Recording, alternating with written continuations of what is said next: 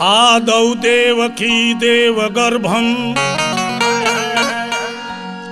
जन्म गोपी गृहवर्धनम्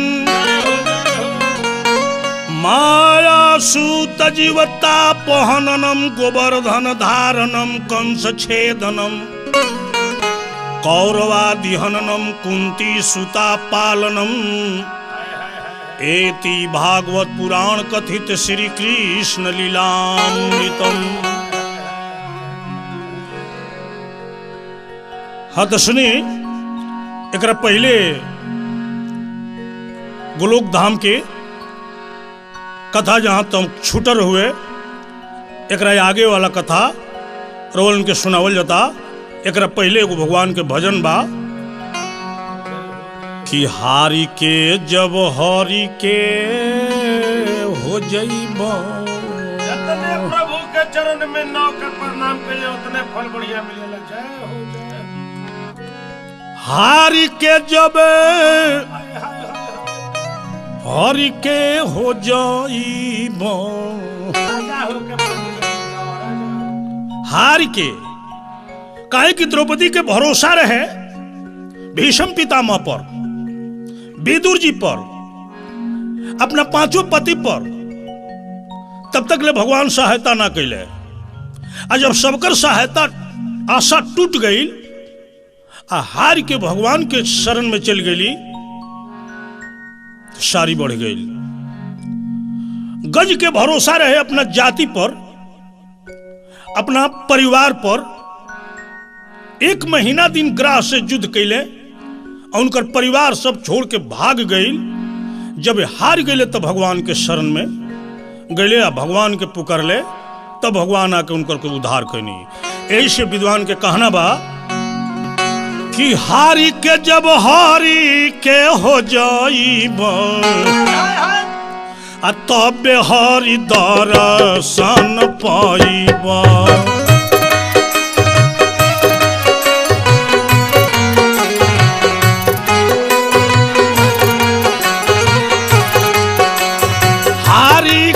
जब हरि के हो जाइबो तबे हरि दर्शन पाइबो।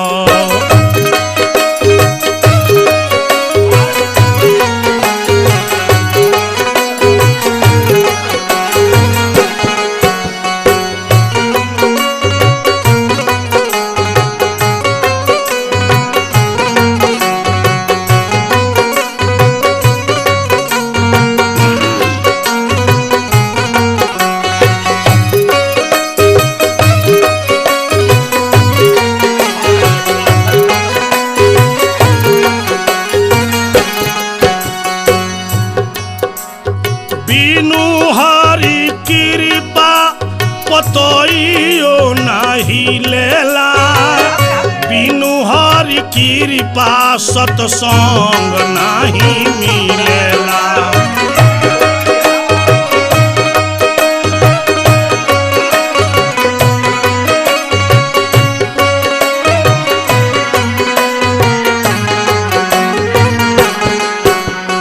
बिनु हरि कृपा पतइयो नहीं लेला।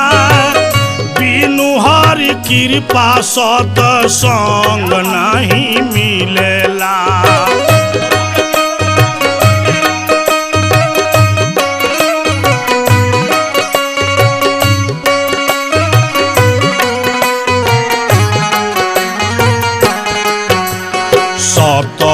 सत्संगति जब पैबो सत्संगति जब पैबो बिना भव भव तारी जाइबो।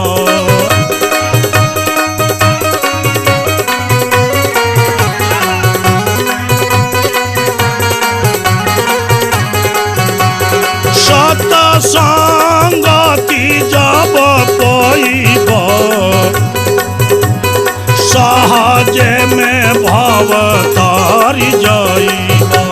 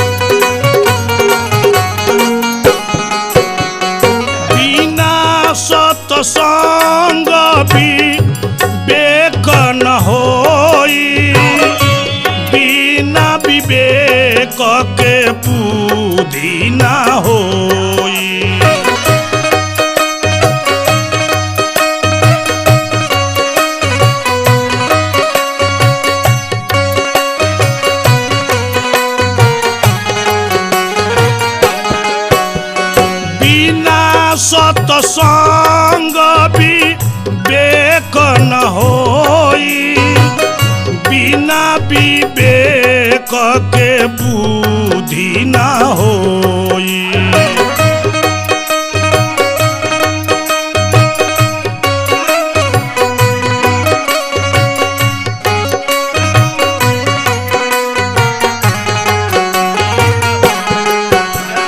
बुद्धिए से बोध जब पैब, बुद्धिए से बोध जब पैब, सहज में भव तारी जइब।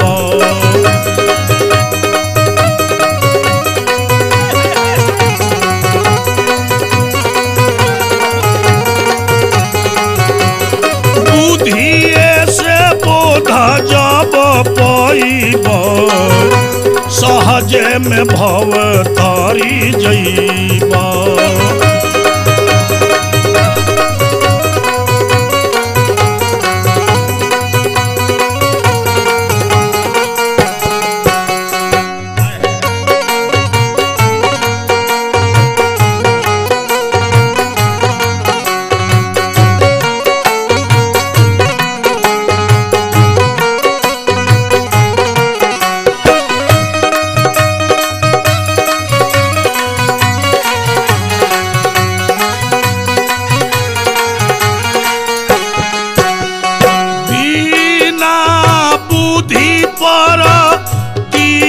न होई, बिना परतीति के प्रीति न होई।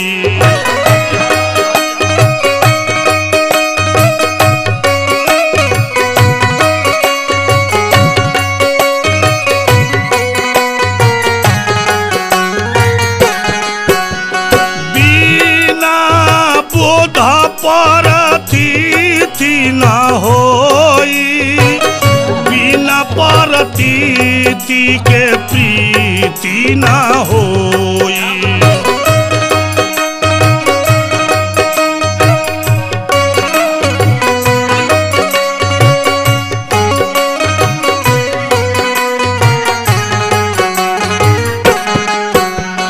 प्रेमावा के गंगा में नहाइब, प्रेमावा के गंगा में नहाइब, तबे हरि दर्शन पैब।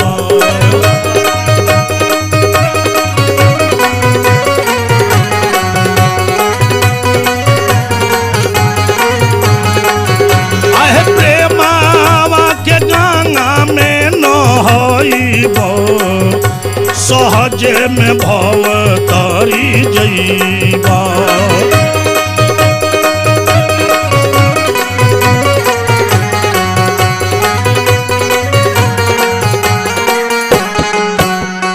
कहे सुखनंदन का रहना हरि भजन,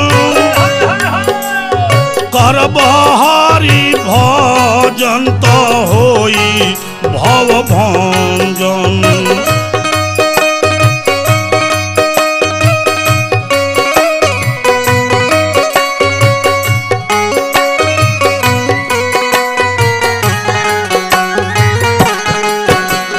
कहे सुखनंदन का रहना हरि भजन, बिना हरि भजन होई ना भव भंजन।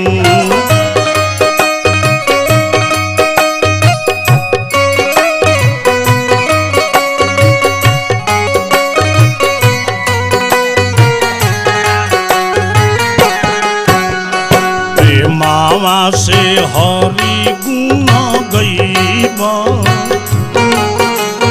प्रेमावा से हरि गुण गइब, तबे हरि दर्शन पैब।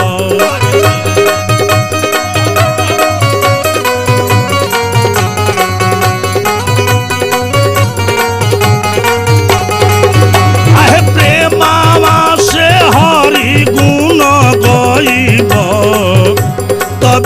हरि दर्शन पैबा।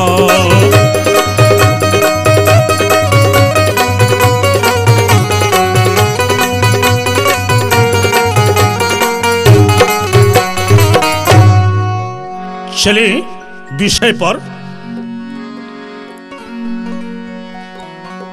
भगवान कृष्ण के शरीर से, आधा शरीर से 5 मुंह वाला शंकर जी, आधा में आधा से 4 बाह वाला विष्णु जी प्रकट हो गए नी। राधिका के जीभ से सरस्वती, दहिना अलंग से दुर्गा, बायां अलंग से लक्ष्मी और हृदय से गायत्री। चारों देवी के कृष्ण भगवान श्राप देनी कि राधिका रासलीला ना टूटे के कारण अपना पुत्र के जल में बिक दिले रही। हम श्राप दिले बनी कि कबो गर्भवती ना हुई है, पुत्रवती ना हुई है।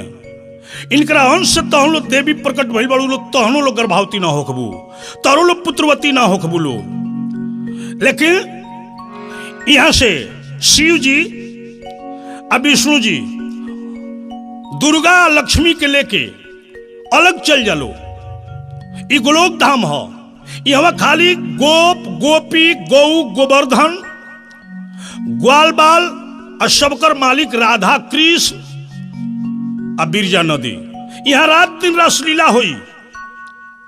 रउआ लोगिन अलग जाके है सरस्वती के ले जाई, रउआ लोगिन को ब्रह्मा बना दे और ब्रह्मा के लगे सरस्वती के रख दे।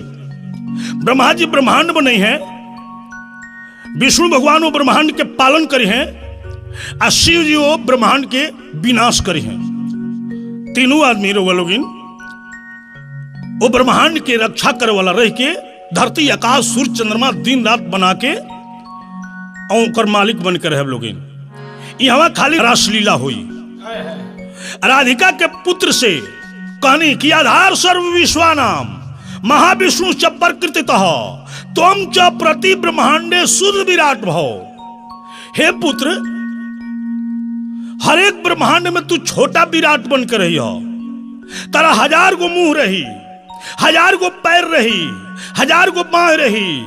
वेद तारे के सहस्त्र पुरुषा वेदा कही, तारे के लोग राम कही, तारे के लोग अनंत कही, तारे के लोग शेष कही।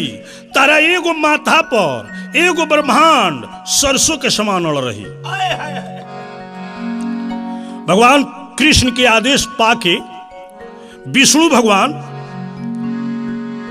और शिव जी दुर्गा जी और लक्ष्मी जी के लेके और संग में गायत्री के भी लेके अलग चल गए लोग। शिव जी अपना त्रिशूल पर एगो धरती बनौनी और वही धरती पर कहनी विष्णु से जे तपस्या करो। वो धरती पर विष्णु तपस्या करे लगले। उनका बायां गोड़ से बरना नाम के नदी निकलल और दहिना गोड़ से आशी नाम के नदी निकलल। वो बीच में जो जगह भइल वाराणसी भइल, वही के वाराणसी कहल जाला। बहुत दिन तपस्या कैला के बाद भगवान कृष्ण के शरीर से जो जल निकल रहे इतना बढ़ल कि धरती सहित विष्णु वही में डूब गए। पानी गई नाभि में, नाभि में से एगो कमल के फूल खिलल और वही कमल के फूल में 4 मुंह वाला ब्रह्मा जी के जन्म भइल। तब विष्णु भगवान कहनी कि हे ब्रह्मा, मम नाभि पंकज जातः पूरा ब्रह्मा चतुर्मुख। हम शिव जी कृष्ण के शरीर से पैदा भनी सन गोलोक धाम में। ऐसे गोलोक धाम देखले रहनी सन आ कृष्ण जी के देखले रहनी सन। आ तू हमरा नाभि से जन्म कमल फूलल और कमल में तार जन्म भइल। यही से ना तू गोलोक धाम देखले रहा आ न कृष्ण के देखले रहा। क्या बात है, जय हो जय हो। ब्रह्मा जी के शंका विष्णु भगवान यहाँ तक ले छोड़ौनी ये कथा कह के। वह ब्रह्मा जी जो ब्रह्मांड बनौले वही ब्रह्मांड के शंकर जी के बनावल त्रिशूल पर अड़ावल धरती में मिला दिहल गई। ऐसे शास्त्र कहेला कि काशी वाराणसी धरती से अलग शंकर जी के त्रिशूल पर हो। ब्रह्मा जी जब कमल के फूल पर जन्म लेले पैदा भइले तो चारों ओर तक ले खाली जल रहे। उनका बुझाइल कि हमरा ले पहले केहू नहीं खे। कले विष्णु भगवान कमल के जड़ ले ले ऊपर अले, कले के हे ब्रह्मा भय मत करो, हम बानी। ब्रह्मा जी कहले कि हमरा चिंतन कैला से तार जन्म भइल आ हमरे के लगल समझावे, पहले हमार जन्म हो तार बाद में जन्म भइल हो। विष्णु जी कहे जे ना, हमरा नाभि से कमल भइल बा, कमल में तार जन्म भइल बा, पहले के हम हई बाद में के तू हुआ। ब्रह्मा जी कहले जे ना, पहले के हम हई, जल पर केहू ना रहल हो, हम चिंतन कैनी है त तार जन्म भइल हो। काहे कि ब्रह्मा अपना पैदा करे वाला के देखले ही न रहले।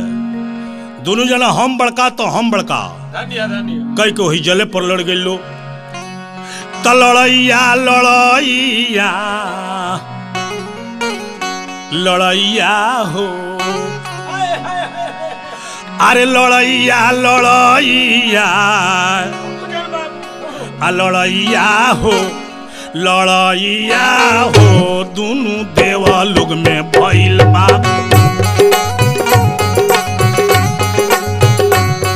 लड़ैया हो, दोनों देवा लोग में भइल बा।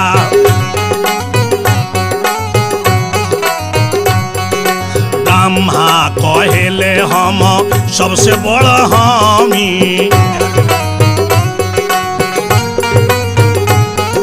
ब्रह्मा कहेले हम तो सबसे बड़ हमी।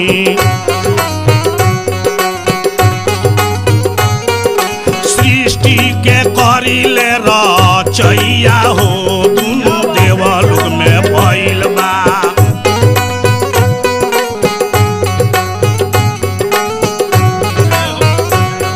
लड़ैया हो, दोनों देवा लोग में भइल बा। लड़ैया हो, दोनों देवा लोग में भइल बा। विष्णु कहेले तू काहे बड़ा बनेला, विष्णु कहेले तू काहे बड़ा बनेला। हमारे तना भी जन्म पैया हो, दोनों देवा लोग में भइल बा।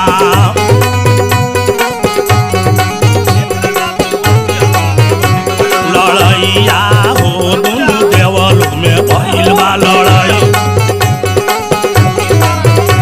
लड़ैया हो, दोनों देवा लोग में भइल बा।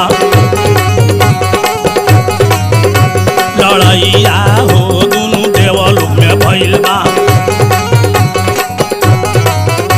लड़ैया हो, दोनों देवा लोग में भइल बा।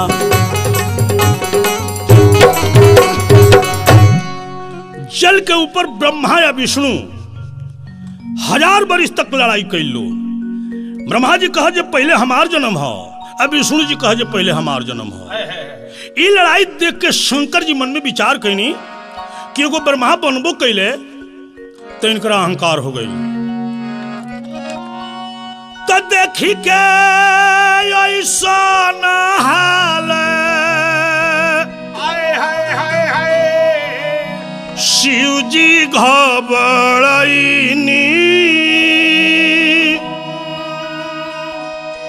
तदिहनिया पाल लिंगावा बढ़ा। जय शिव बाबू जान, जय शिव। देहनिया पन लिंगावा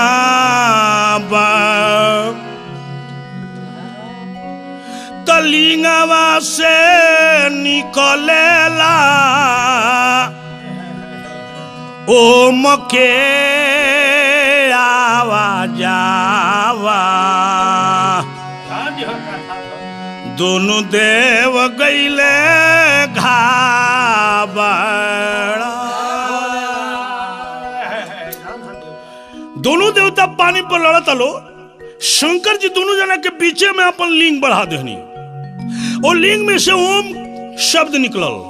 आकार उकार मकार, सतोगुण रजोगुण तमोगुण केहू न केहू से बड़ ह और न केहू केहू से छोट ह। बिना तीनों गुण के रहले सृष्टि ना हुई। लेकिन ब्रह्मा जी कहले कि ना माने, पानी के ऊपर सबसे पहले हम रहनी हा, चिंतन कैनी हा, तब विष्णु के जन्म भइल ह। तब शंकर जी आकाशवाणी कैनी कि हे ब्रह्मा आ हे विष्णु, ए लिंग के एक आदमी ऊपर पता लगावो, एक आदमी नीचे पता लगावो। जे पता लगा दी वह बड़का हो। ब्रह्मा जी देखले जे ऊपर खाली बा, नीचे पानी बा। ब्रह्मा जी कहले कि हम ऊपर पता लगाए। तब विष्णु जी कहले कि तो हम नीचे पता लगाए। तब ब्रह्मा जी हंस बनले, अब विष्णु जी कछुआ बनले। क्या बात है गुरुदेव। कहे कि आकाश में सबसे तेज उड़े वाला हंस होला, ब्रह्मा जी हंस बन गए। पानी में सबसे तेज चले वाला कछुआ होला, ऐसे विष्णु जी कछुआ बन गए। तब ब्रह्मा जी हंस बनले, अब विष्णु जी कछुआ बनले। दोनों देव पौले नाही लिंगावा के पार, दोनों देव गईले हार। कई हजार बरिस तक पानी में विष्णु गए, लेकिन लिंग के था ना लगल। कई हजार बरिस तक हंस बन के ब्रह्मा जी आकाश में उड़े, लेकिन लिंग के था ना लगल। लेकिन ब्रह्मा जी सोचले कि अगर हम लौट जाता नहीं तब विष्णु हमरा ले बड़का बन जे हैं। ऐसे हंसवा के भेसवार धैले, आ ब्रह्मा देव चलले रे जान, से कतहू न पवले ना, अरे से कतहू न पवले ना। आ ब्रह्मा जी लिंगावा के ठेकानावा रे जान, से कतहू न पवले ना। ब्रह्मा जी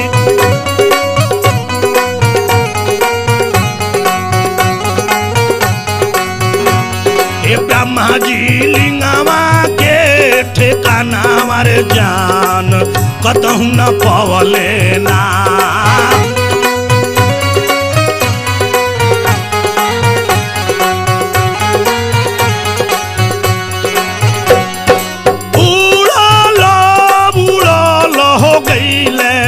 बीतल कुछ दिन हमारे जान,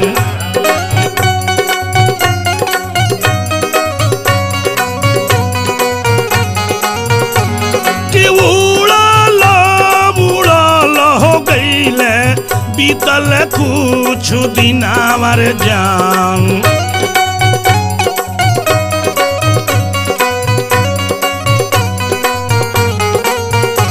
से कतहू न पवले ना।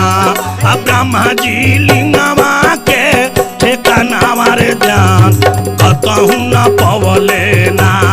ब्रह्मा जी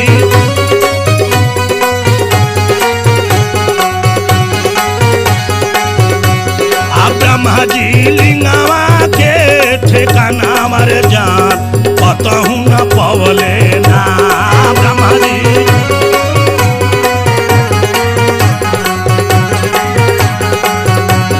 ब्रह्मा जी लिंगावा के ठिकानावा रे जान, कतहू न पवले ना। ब्रह्मा जी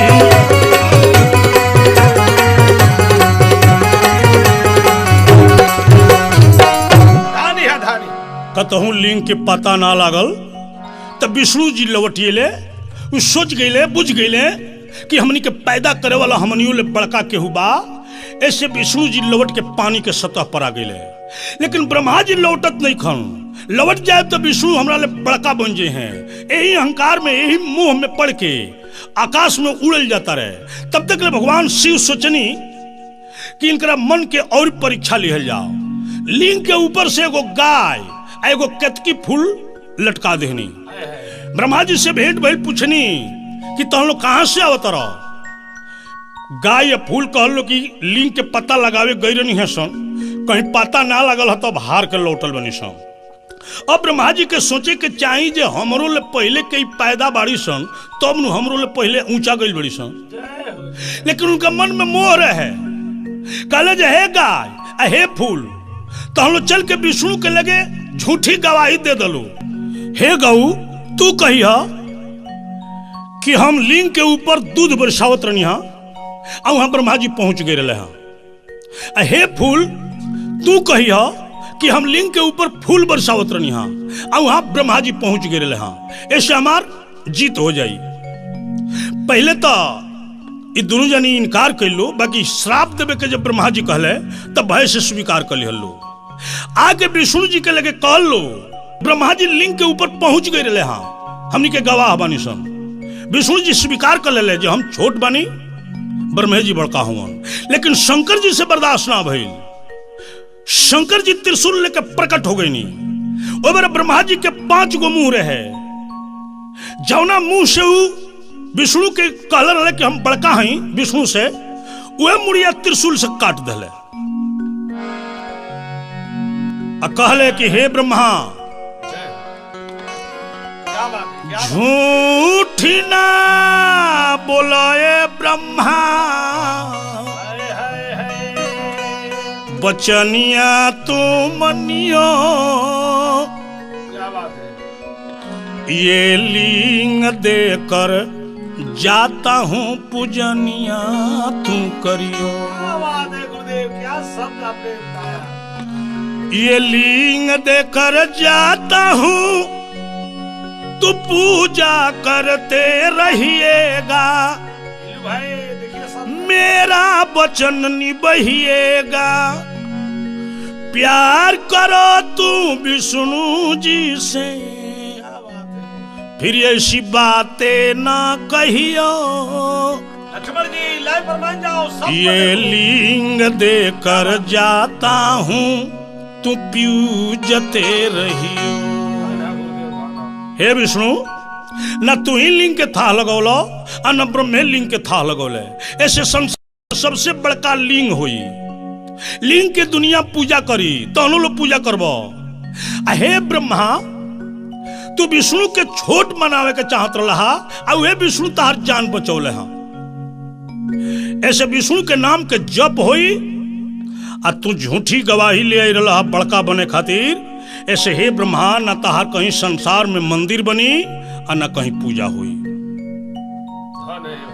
गौ से कहले जे हे गौ, ब्रह्मा जी की ओर से झूठी गवाही दे बड़ू, जौना मुंह से झूठ बोलले बड़ू, मृतलोक में वही मुंह से तू बिष्टा खैबू, तारा मुंह के कोनो भैलू ना रही। त झूठावा तू बोललू ए गौ, आनी मन ना कैलू हो राम। त झूठावा तू बोललू ए गौ, नी मन ना कैलू हो राम।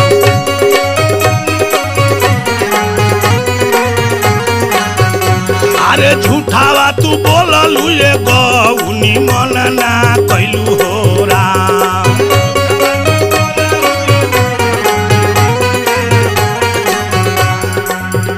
आहे दुनिया में जाके हो गौआ पमाना पैबू हो राम।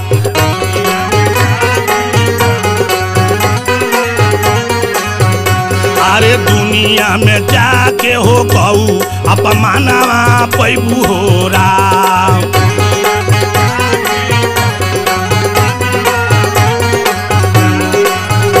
आहे संगवा में के तो की तू झूठा बोलू हो राम।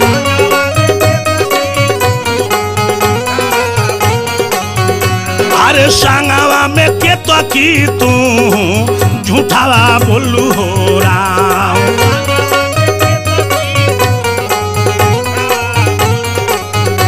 आहे दुनिया में जाके हो खिया पमानावा पैबू हो राम।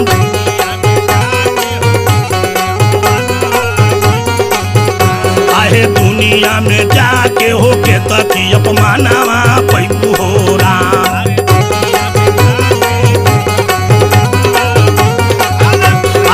दुनिया में जाके हो केतकी अपमानवा पैबू हो राम।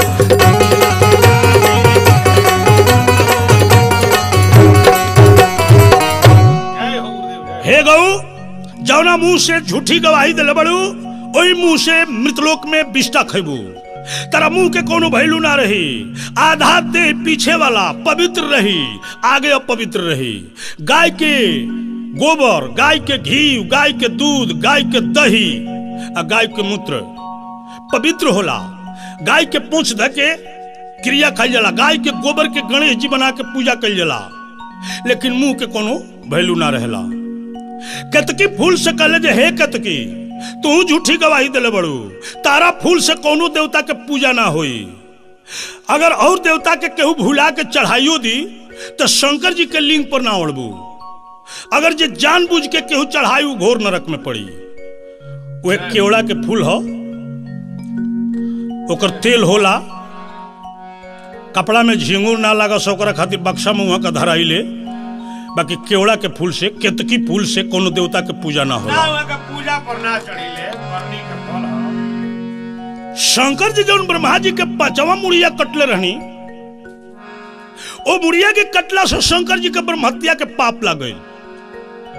और मुड़िया शंकर जी के लागल पिठियावे। ब्रह्मा जी ब्रह्मांड बनौले, आ नाना प्रकार के जीव रचले। सूर्य चंद्रमा धरती जब भर गई तब तक शंकर जी के शरीर में वो ब्रह्मा जी का मूड़ी सटले रहे। दुनिया में भागत रे कहीं वो मूड़ी छोड़त नहीं खे।